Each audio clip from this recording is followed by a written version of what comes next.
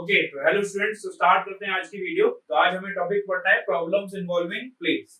ये टॉपिक में कोई थ्योरी नहीं है, इसको ये टॉपिक को हम क्वेश्चंस के थ्रू ही समझेंगे। तो ये आपको कैपेसिटर की प्लेट्स दे रखी हैं, इन सब के बीच में सेपरेशन D है, सबका एरिया A है, दिख रहा है कि सबका एरिया C है। हमें इक्विवेलेंट कैपेसिटेंस निकालना है A और B के बीच। तो we have to find equivalent capacitance between points A and B। A ये रहा, B ये रहा, और ये वायर इससे कनेक्ट है। ठीक है, तो हमें सर्किट डायग्राम इसमें खुद से बनाना पड़ेगा। तो कैसे बनाते हैं सर्किट डायग्राम, तो ध्यान देखो। पहले इन प्लेट्स की नंबरिंग करेंगे 1। ऊपर नंबरिंग नहीं करेंगे क्योंकि चार्ज जो है वो सामने स्टोर होता है, सामने, इधर स्टोर नहीं होगा और इधर स्टोर नहीं होगा। तो 1 2 3 4 5 6। तो कितनी प्लेट हो गई, कितना सरफेस हो गई, 6। यानी कितने कैपेसिटर बनेंगे, 3। तो अब इसे बनाते हैं। तो जिन पॉइंट्स के अक्रॉस मुझे पता करना है, मैं उनके अक्रॉस बना देता हूं। ए पॉइंट बना देता हूं और ये पॉइंट कौन सा बना देता हूं, बी। ये मैंने ऐसे बना दिया।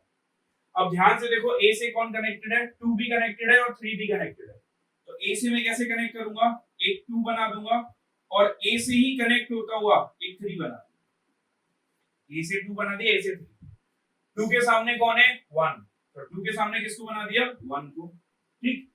3 के सामने कौन है, 4। तो 3 के सामने बना दिया 4 को, प्लेट नंबर 4 को। अब 1 से कौन कनेक्टेड है, 1 से कनेक्टेड है ये 4 और 5, लेकिन 4 तो हम बना चुके हैं।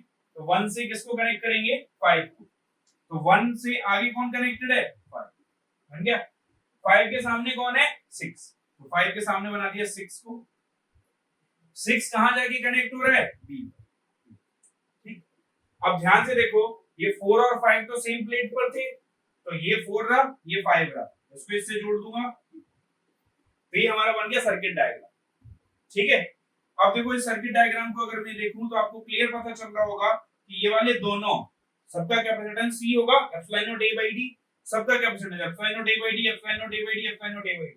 ये दोनों कैपेसिटर किसमें हैं, पैरेलल में। तो इनका कैपेसिटेंस कितना हो गया, 2C, और इसका कितना हो गया, C। अब 2C और C किसमें हो गए, सीरीज में। तो कैपेसिटेंस कितना आएगा, C equivalent will be 2C into C upon 2C plus C। C1 C2 upon C1 plus C2 होता है, तो कितना हो जाएगा, 2C by 3। अब इसकी वैल्यू डाल दो, 2 by 3 epsilon not A by D, क्योंकि कैपेसिटेंस की वैल्यू कितनी होती है, epsilon not A by D। ठीक है भाई। तो भाई ये वाला क्वेश्चन देखो। तो इसमें फिर से 4 प्लेट गिवन है, ये A और B यहाँ है, ये वायर से कनेक्टेड है, सारा सबका गैप C है। इक्विवेलेंट कैपेसिटेंस बताना है हमें A और B के बीच में। ठीक। नंबरिंग कर देते हैं भाई इसकी, बाहर तो नंबरिंग होती नहीं, अंदर ही नंबरिंग होगी। 1 2 3 4 5 6। 6 प्लेट बननी है। अगर 6 प्लेट बननी है तो कैपेसिटर कितने बनेंगे भाई, 3। तो ध्यान से देखो, अब मैं बनाता हूं, सॉल्यूशन स्टार्ट कर रहा हूं। तो जिनके अक्रॉस पता करना है A और B, तो A को यहां बना देता हूं और B को यहां बना देता हूं। अब A से आओ, A से कौन कनेक्टेड है, 2 और 3। तो A से कनेक्टेड है 2 और A से कनेक्टेड है, A से ही कनेक्टेड है भाई आपका 3। तो यहाँ पे मैंने बना दिया 3। ठीक है, इसे अब 2 के सामने कौन है, 1। तो 2 के सामने बना दिया 1। 1 फिर आगे कहां जाके, अच्छा 3 के सामने कौन है, 3 के सामने देख लेते हैं 4। 3 के सामने 4 कनेक्टेड। ठीक। अब 1 आगे जाके कहां कनेक्टेड है, 1 आगे जाके कनेक्टेड है 6 पे। तो 1 आगे जाके कनेक्टेड है 6 पर, तो ये मैंने 6 बना दिया। 6 के सामने कौन है, 5। तो 6 के सामने 5 है। 5 कहां कनेक्टेड है, जाके डायरेक्ट B से। तो 5 को कनेक्ट कर दिया B से। 4 कहां कनेक्टेड है, डायरेक्ट जाके B से। तो 4 को भी कहां कनेक्ट कर दिया, B से। तो ये बन गया। ठीक। ये बन गया हमारा सर्किट डायग्राम। तो ध्यान से आपको समझ आ गया होगा, ऊपर वाले दो किसमें, इस बार सीरीज में। ऊपर वाले दो सीरीज में है, तो 1 upon C dash is 1 upon C AC, और ये C 1 upon C। तो ऊपर वाला कितना आ जाएगा, C by 2। और नीचे वाला कितना है, नीचे वाला तो C है ही। ये C डैश और C किसमें हो गया, पैरेलल में। तो C इक्विवेलेंट कितना आ जाएगा, C by 2 plus C, 3 by 2 C। तो C equivalent will be 3 by 2 epsilon not A by D। तो देखो भाई ये वाला क्वेश्चन देखो, हमें फिर से इक्विवेलेंट कैपेसिटेंस निकालना है। तो हम नंबरिंग कर देते हैं 1 2 3 4 5 6 7।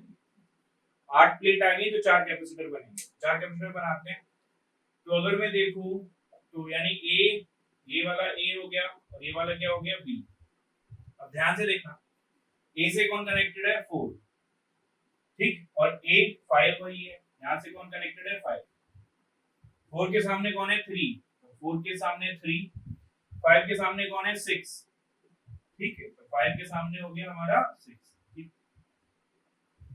अब 3 के बगल में कौन है, मतलब 3 के इधर कौन है 2, 3 के आगे कौन हो गया 2 हो गया।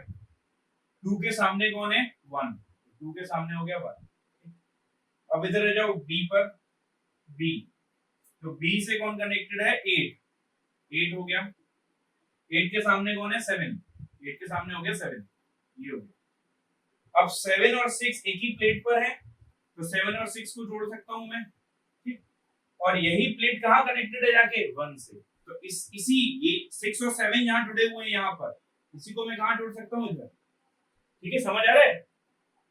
इसको मैंने यहां से ज्वाइन करके इधर जोड़ दिया, तो ऊपर वाले दोनों किसमें हो गए, ठीक है, अब ये समझ आ गया होगा भाई, ऊपर वाले दोनों किसमें हो गए, ये सीरीज में, ये सीरीज में हो गए। इसके बाद ये किसमें हो गया, इसके पैरेलल में हो गया, तो ऊपर वाले दोनों सीरीज में हो गए सी और सी, तो सीरीज में कितना आ जाएगा c/2, c/2 और c इसमें आ गए पैरेलल में, तो अब मैं इन दोनों को जोड़ रहा हूं c/2 और c, तो ये कितना आ गया c/2 प्लस c, तो कितना आया 3/2c। इसके बाद ये सब मिलके आ गए 3/2c, और इसके साथ एक और कैपेसिटर है c जो कि सीरीज में है, तो अब मैं c इक्विवेलेंट निकालूं 1/c इक्विवेलेंट, एक आया है 3/3c/2 और एक आया है 1/c। तो इसको थोड़ा सॉल्व कर दो, डायरेक्ट फॉर्मूला भी लगा सकते थे वैसे, यहाँ पे एलसीएम ले लो 3c और यहाँ पे कौन जाएगा 2, तो 2 plus it will come out to be 3, so c equivalent will be 3c/5, ये आंसर आ गया आपका, और 3c/5 को आप लिख सकते हो 3f(0) a/d, so this is our 5d, ये f(0) a/5, ठीक है भाई, ये हमारा। तो भाई देखो ये वाला क्वेश्चन देखो, each plate area is this, plate का एरिया इतना दे रखा है, separation between the plates is this, separation between the plates यानी जो इनके बीच का गैप है वो दे रखा है, find charge distribution on various surfaces.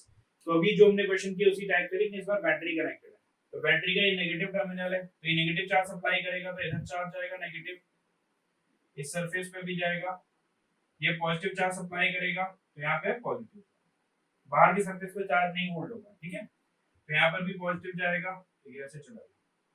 अगर मैं इनकी नंबरिंग करूं प्लेट की, तो भाई इसको बना देता हूं, इसको बना दे रहा हूं 1, इसको बना दे रहा हूं 2, ये 1 हो गया, ये 2 हो गया, ये 3 हो गया, ये 4 हो गया, ठीक।